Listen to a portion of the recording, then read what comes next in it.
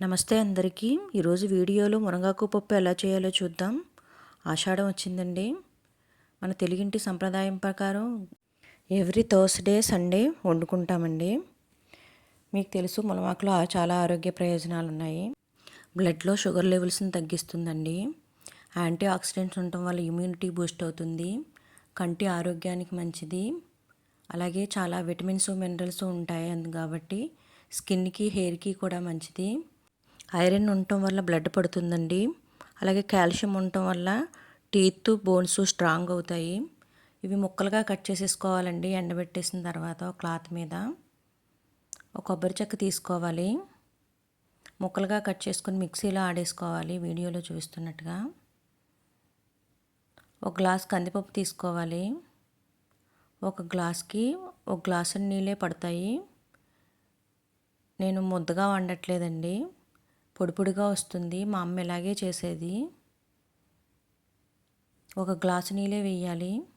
అలాగే కుక్కర్లో ఒక విజిలే పెట్టాలి.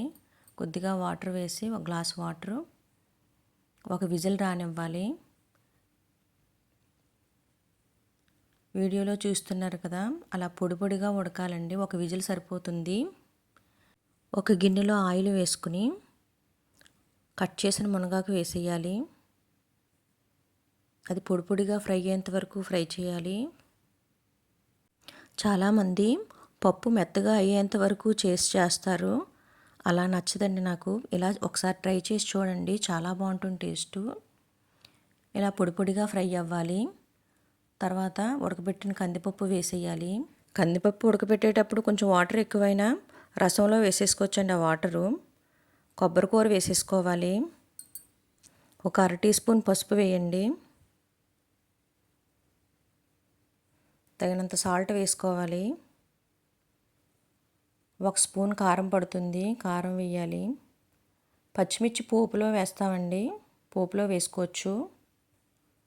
ఆ వాటర్ ఎగిరిపోయేంత వరకు స్టవ్ మీద పెట్టాలి 5 మినిట్స్.